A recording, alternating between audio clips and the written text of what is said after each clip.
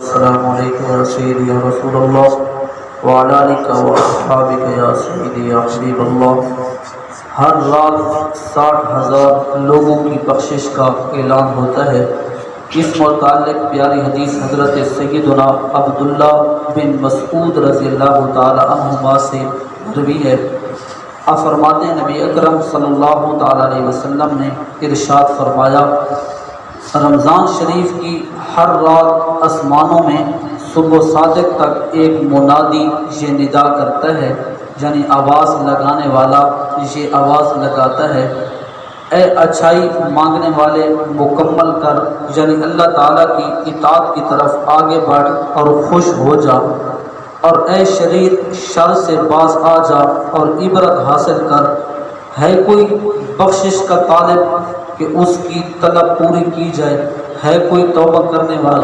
والا اس کی توبہ قبول کی جائے، ہے کوئی دعا مانگنے والا اس کی دعا قبول کی جائے، ہے کوئی مانگنے والا اس کا سوال پورا کیا جائے۔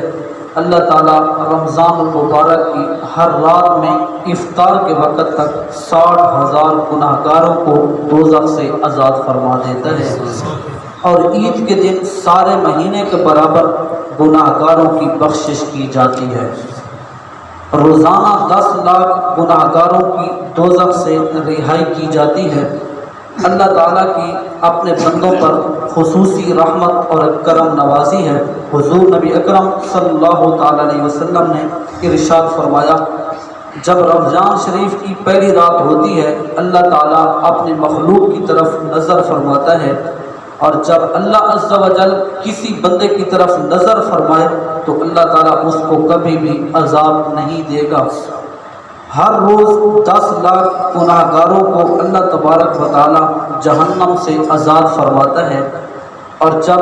آخری رات ہوتی ہے رمضان شریف کی تو مہینے بھر میں جتنے آزاد کیے ان کی تعداد کے برابر اس ایک رات میں اللہ تعالیٰ جہنم سے بندوں کو آزاد فرما دیتا ہے۔ ہر رات 10 لاکھ گناہ گاروں کی بخشش کی جاتی ہے، اور اس ایک رات میں